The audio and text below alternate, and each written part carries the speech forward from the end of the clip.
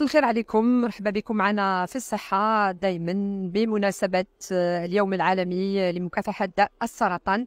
اليوم رانا متواجدين مع فريق عيادة دوبوسي اللي مختصين في أورام النساء. راهي معنا اليوم الدكتور ميكربا، راح نتكلموا على نوع من السرطانات اللي ما نتكلموش عليه كثير، ولكن اليوم راح نهضروا، راح تشرح لنا ما هي الأسباب. كذلك راح نتكلموا عن الجانب الوقائي. مرحبا بك معنا دكتور ميكربا. Bonjour madame, enchantée.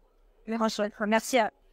دكتور جوستومون اليوم راح نتكلموا الناس اللي راهم يتبعوا فينا، راح نتكلموا على سرطان الفرج، دونك لو كونسير دو لا فولف.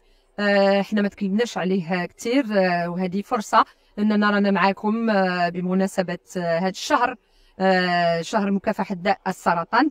اذا واش تقدري تقولي لنا على هذا النوع من الاورام؟ En fait, c'est Waram qui est rare, mais c'est aussi parce que les Nissa, elles ne se font pas dépister. Donc, elles laissent généralement, c'est des signes qui sont très... ce sont par exemple, pardon, hein. Alors ce sont des... D'accord. Alors ce sont des démangeaisons. Elles ont par exemple au niveau faraj, et les Nissa, elles ne vont pas consulter. La première des choses, ils hishmou. Donc déjà ça, il faudrait qu'ils les démangeaisons, etc. qu'il faut partir consulter. Que ce soit le gynécologue, que ce soit le médecin généraliste, moi il faut consulter. Donc ça c'est la première des choses. En fait c'est un cancer, c'est pratiquement la même chose qui met le cancer du sein. Donc il y a aussi la chirurgie, il y a la chimiothérapie, il y a la radiothérapie.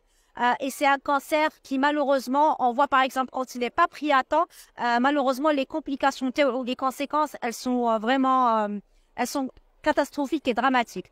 Donc ce que je peux dire, c'est que voilà, dès que vous avez par exemple des démangeaisons, donc elle consulte, que ce soit le gynéco ou le médecin de proximité.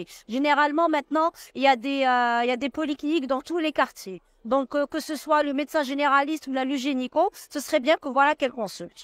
Voilà. Très bien. واش هي الاسباب دكتور؟ واش اللي يخلي الانسان يلحق باش ينقاس بهذا المرض؟ En fait, il y a plusieurs facteurs. La première des choses, généralement, ce sont des facteurs locaux.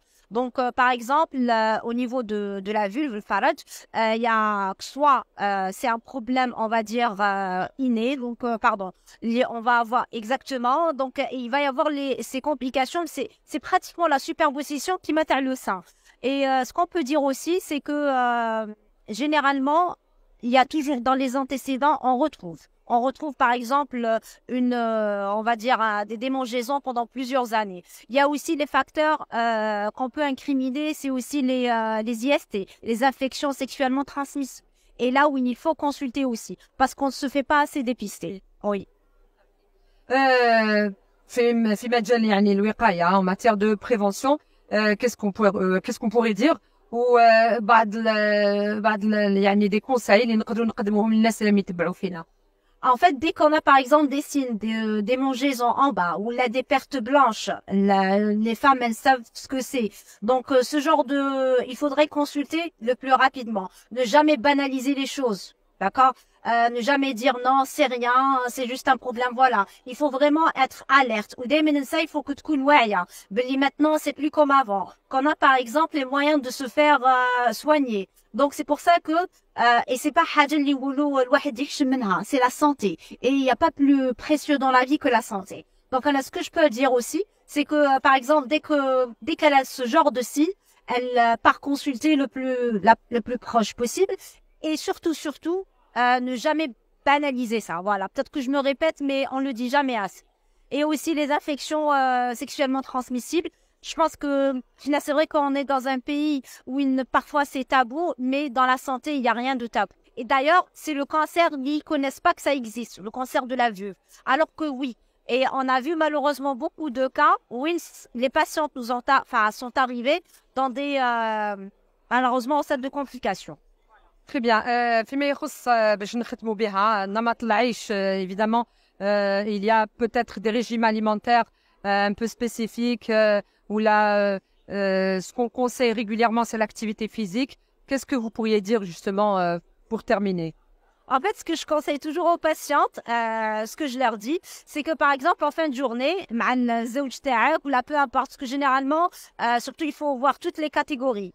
Donc, c'est pas juste les patientes qui peuvent se permettre d'aller à la salle de sport. Voilà. Donc, on voulait par exemple, entre le Maghreb ou là, de sortir avec son mari et de faire 15 à 30 minutes, généralement 30 minutes de tour de pâté de maison. Peu importe l'endroit, qu'on soit à Alger, qu'on soit à Sétif, qu'on soit à Béchar, mais il faut qu'il y ait une activité physique. Activité physique ne veut pas dire sport, c'est-à-dire marcher 30 minutes 3 fois par jour. Et aussi une alimentation saine, diminuer le pain, prendre beaucoup d'eau. Aussi, ce que je conseille, c'est d'éviter les 3 blancs, c'est-à-dire le sucre, le sel et la farine. Voilà, c'est ce que je dis aux patients. Donc, éviter les 3 blancs. Le sel, le sucre et la farine, déjà ça, vous allez diminuer tous les cancers. Pas juste les cancers gynécologiques, soit les colorectaux, etc. Ça va diminuer l'incidence. Donc voilà, il suffit juste de faire un peu d'effort au quotidien ou qui m'égoulouk الوقاية. Voilà.